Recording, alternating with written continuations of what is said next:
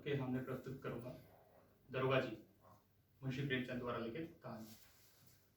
कल शाम मैं एक जरूरत से तांगे पर बैठा हुआ जा रहा था, तभी एक महाशय तांगे पर आ बैठे।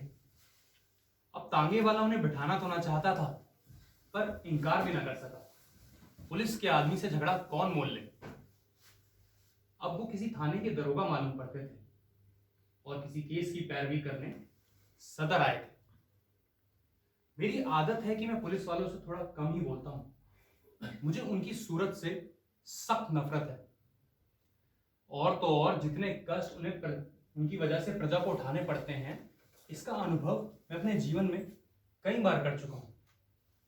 मैं थोड़ी देर बाद दूसरी ओर मुंह फेर कर देखने लगा। तभी अचानक दरोगा जी बोले, जनाब, यह बड़ी आम शिकायत है कि पुलिस वाले बहुत रिश्वत लेते हैं, लेकिन ये कोई नहीं जानता कि पुलिस वालों को रिश्वत लेने के लिए कितना मजबूर किया जाता है। अगर पुलिस वाले रिश्वत ना लें तो ये जितने बड़े बड़े ऊंची पगड़ी वाले रईसजादे नजर आते हैं, सब के सब जेल खाने के अंदर बंद बैठे हैं। और तो और अगर पुलिस वाले हर मामले का चालान करने लगे तो पुलिस वालों को और बदनाम करें। जनाब, आप यकीन नहीं करेंगे कि रुपयों की थैलियां गले लगाई जाती हैं। इतना दबाव पड़ता है कि लाचार होकर रिश्वत लेनी ही पड़ती है। ये सब बातें सुनते सुनते मैंने दरोगा जी से उपहास भरे स्वरों में कहा कि दरोगा जी, जो काम आप रिश्वत लेकर करते हैं वो बिना रिश्वत लिए भी तो किया जा सकता है। दरोगा जी बोले, मैंने तो कोई पुलिस वाला इतना कट्टर देवता नहीं देखा, और ना ही कोई ऐसा इंसान देखा है जो इतना ईमानदार है। और तो और मैं डिपार्टमेंट में भी देखता हूं तो मुझे तो कोई ऐसा शख्स ना मिला। मैं उनकी बातों का जवाब देने को ही था कि अचानक एक लंबी अचकन पहने, तुर्की टोपी लगाए एक मियां साहब तांगे के सामने से गुजरे। दरोगा जी ने उन्हें झुककर सलाम किया। दरोगा जी उनसे कुछ कहने को ही थे कि मियां साहब ने सलाम का जवाब गालियों से देना शुरू कर दिया। तांगा थोड़ी दूर आगे बढ़ा। मियां साहब ने तेजी से हाथ में पत्थर लिए हुए तांगे की तरफ दौड़े, और जैसे ही तांगा थोड़ी दूर निकला, उन्होंने पत्थर फेंक कर मारा। मेरा सर बाल बाल बच गया। दूसरा पत्थर फेंक कर मारा जो तांगे के बिल्कुल सामने आकर गिरा, और तो और तीसरा पत्थर दरोगा जी के घुटने में लगा और उन्हें बेहद चोट आई। थोड़ी देर बाद तांगा धीरे धीरे आगे निकल गया। हम पत्थरों की मार से तो बच गए, लेकिन गालियों की मार से अभी तक मियां साहब हमें गालियां दे रहे थे। जब तांगा बहुत दूर आगे निकल गया तो आंखों से ओझल होने से पहले हम एक हाथ में पत्थर लिए और गालियां बकते हुए मियां साहब को देखते रहे। जब जरा चित्त शांत हुआ तो मैंने दरोगा जी से पूछा, यह कौन आदमी था? कहीं कोई पागल तो नहीं? दरोगा जी बोले, जनाब, ये पागल नहीं था, ये मेरा बहुत पुराना दुश्मन है। मुझे लगा था कि पुरानी बातें भूल गया होगा, वरना मुझे क्या पड़ी थी कि जाकर सलाम करने जाता।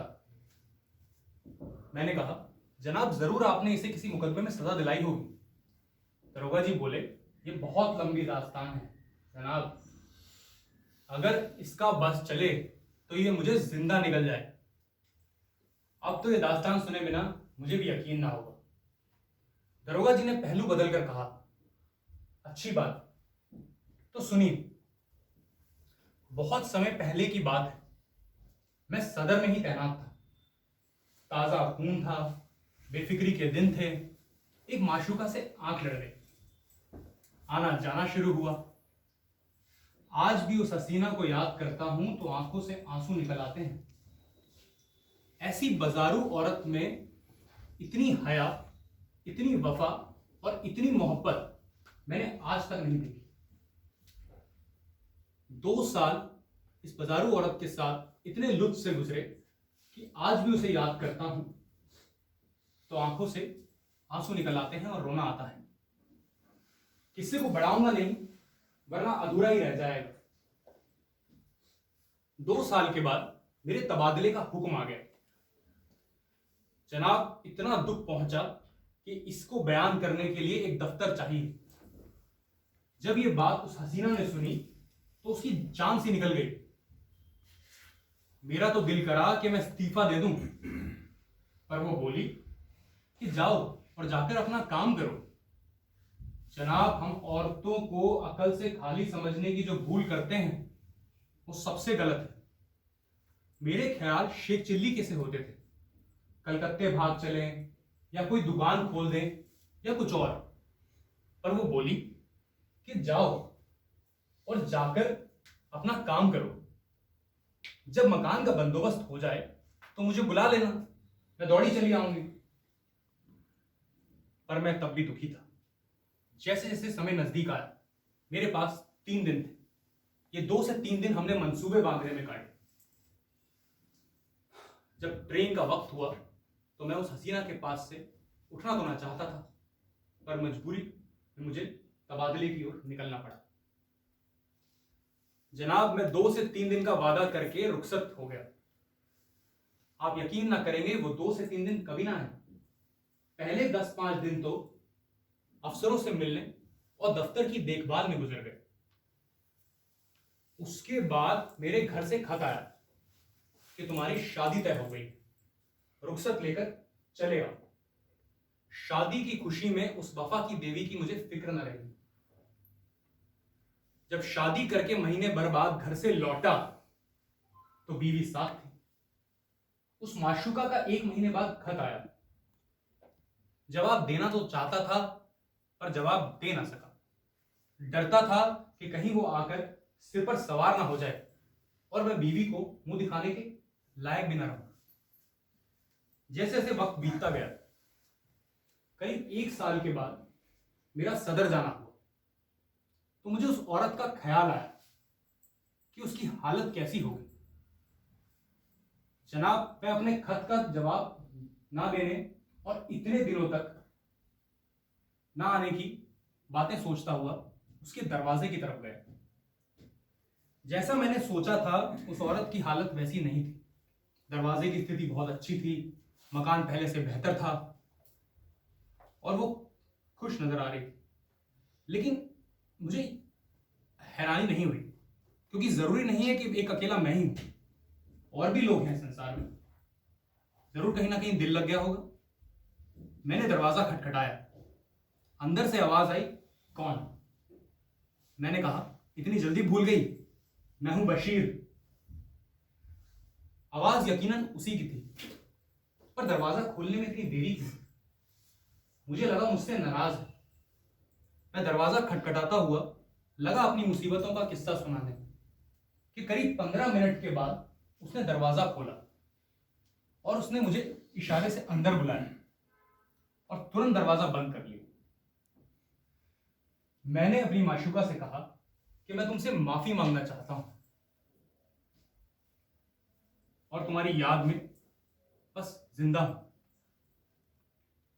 वो जमीन देखकर बोली, मैं तुमसे खफा नहीं हूं। मेरा तुमसे निकाह थोड़ी हुआ था जो मैं तुमसे नाराज होती। जो और लोग करते हैं वही तुमने भी किया। थोड़ी देर के बाद मैंने उससे कहा, बस तुम्हारी याद में जिंदा हूं।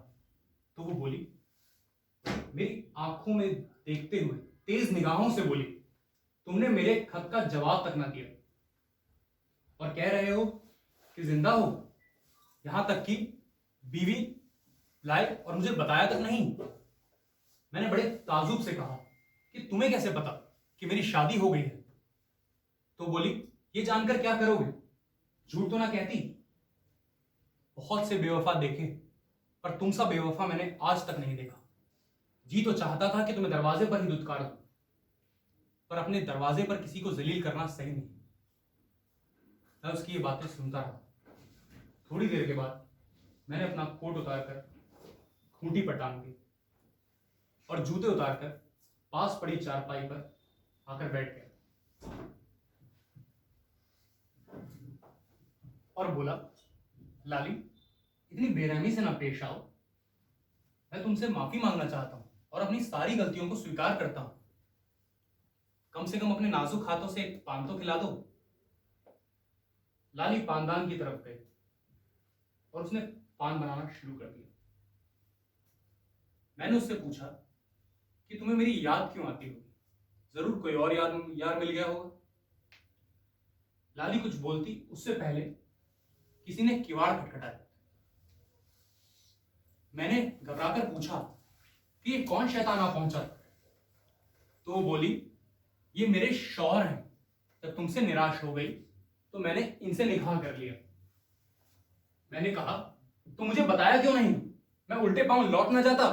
कम से कम ये नौबत तो ना आती।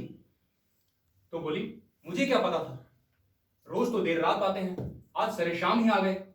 दीवार किवाड़ और जोर जोर से खटखटाए गए और उसने कहा, उस शैतान ने कहा, सरे शाम सो गई, क्या सांप सूंघ गया है? दरवाजा खोल दो वरना मैं किवाड़ तुड़वा डालूंगा। लाली घबरा गई। मैंने पूछा कि अब मैं कहां जाऊं? तो बोली, तुम इतनी दूर से आए थे, तुम्हारी खातिर भी तो करनी थी। मैंने कहा, ये अच्छी खातिर की तुमने, अब बताओ मैं कहां जाऊं? तो बोली, मैं खुद परेशान हूं, ये अल्लाह किस मुसीबत में फंसी। मैंने कहा कि पीछे का दरवाजा तो होगा। तो बोली, नहीं। अरे संडास तो होगा, सबसे पहले आते ही वो वहीं जाएगा। अरे ये कोठरी कैसी? अगर उसने कोठरी खोलकर देखा तो? क्या बहुत डबल आदमी है? अरे तुम जैसे दो को बगल में दबा ले। मैंने थोड़ी देर बाद कोठरी खुलवाई और उस कोठरी में जा छिपा। दरवाजा बाहर से बंद हो गया। लाली दरवाजे की तरफ गई और बोली कि क्यों चिल्लाते हो, आ तो रही हूं। और शैतान अंदर घुसते ही बोला, क्या सरे शाम सो गई थी? लाली बोली, हाँ, आंख लग गई थी। शैतान ने बोला, मुझे तो आवाज आ रही थी, जरूर तुम किसी से बातें कर रही थी, कोई ना कोई जरूर घर पर है। लाली बोली, वहम की दवा तो किसी लोकमान में नहीं है। वो बोला कि तुम झूठ बोल रही हो, मैंने अपने कानों से सुना है, जरूर कोई घर पर था। लाली ने गुस्से में चाबियों का गुच्छा फेंका और बोली कि कोई सुई तो है नहीं कि मैंने घर में छिपा दी होगी, खुद ही ढूंढ लो। हाँ, वो तो मैं देखूंगा ही। उसने सब तरफ देखना शुरू किया। थोड़ी देर के बाद वो चाबियों का गुच्छा लेके कोठरी की तरफ गया। उसने सारी चाबियां लगाई लेकिन कोठरी का दरवाजा ना खुला। उसने लाली से पूछा, इस कोठरी की चाबी कहां है? वो बोली ढूंढने के बाद कि मुझे नहीं पता कि उसकी चाबी कहां रख दी, मैंने तो कभी इसमें ताला नहीं देखा, मैं तो हमेशा लगाती हूं, हो सकता है भूल गई हूं। उसने जोर जोर से कोठरी को तोड़ना शुरू किया। दरवाजे बहुत हल्के थे।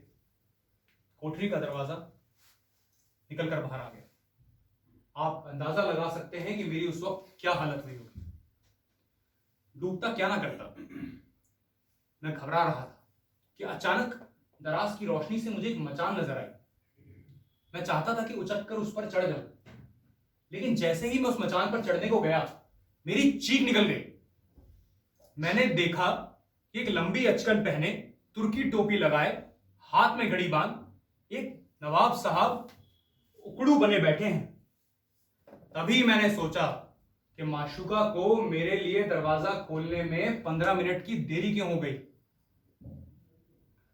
थोड़ी देर बाद वो शैतान मेरी ओर आया और उसने अपना लालटेन रखा और मेरी गर्दन पकड़कर बोला कि जनाब, आप यहां तशरीफ रखते हैं? आप जैसे मेहमान यहां रोज रोज नहीं आते, आइए आपकी कुछ खातिर करो। और मुझे गर्दन से ही पकड़कर चबूतरे पर फेंक दिया। मैं औंधा मुंह जा गिरा। वो शैतान मेरी तरफ एक बड़ा सा छुरा लेकर आ पहुंचा। लेकिन जनाब, हूं तो पुलिस वाला, मुझे एक तरकीब सूझ गई, वरना आज आपके सामने टांगे पर ना बैठा होता। मैंने कहा, मैं बिल्कुल बेकसूर हूं, मैं तो नवाब साहब का नौकर हूं, मैं तो उन्हीं के कहने पर यहां आया था, वरना मैं क्यों आता? कौन मैं नवाब साहब? शैतान ने जोर देकर पूछा। मैंने कहा, वही जो मचान पर बैठे हैं। अच्छा, तो एक नवाब साहब मचान पर भी तशरीफ रखते हैं? मैं मचान की तरफ गया तो एक नवाब साहब उकड़ू बने बैठे थे। उनके लिबास को देखकर साफ नजर आता था कि वो मेरे मालिक हैं। उस शैतान ने हाथ पकड़कर नवाब साहब को जमीन की ओर फेंका और पूछा कि तुम यहां कैसे? तो वो बोला, मेरा मकान, यही आदमी मुझे धोखा देकर लाया था। शैतान ने कहा, इस बेकसूर को क्यों फंसा रहे हो? तुम झूठ बोलते हो, तुम यहां मजे करने आए हो। और उसने छुरा लेकर नवाब साहब की नाक काट ली। जैसे ही मौका मिला जनाब, मैं वहां से भाग निकला। उसके बाद उस नवाब साहब का क्या हुआ, माशुका के साथ क्या बीती, मुझे इसका कोई अंदाजा नहीं है। तांगे पर बैठे हुए मैंने उनसे पूछा कि आपने उस गरीब के साथ नाइंसाफी करी है? तो दरोगा जी बोले, मरता क्या ना करता,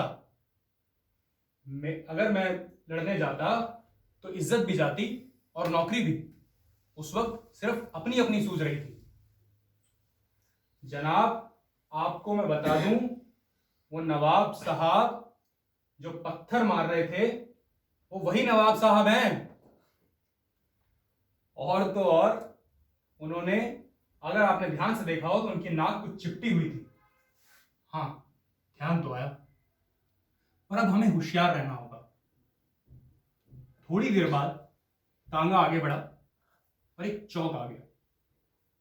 मैं और दरोगा जी दोनों अपनी अपनी राह पर निकल गए और तांगे वाला तेजी से अपनी राह पकड़कर निकल गया। धन्यवाद।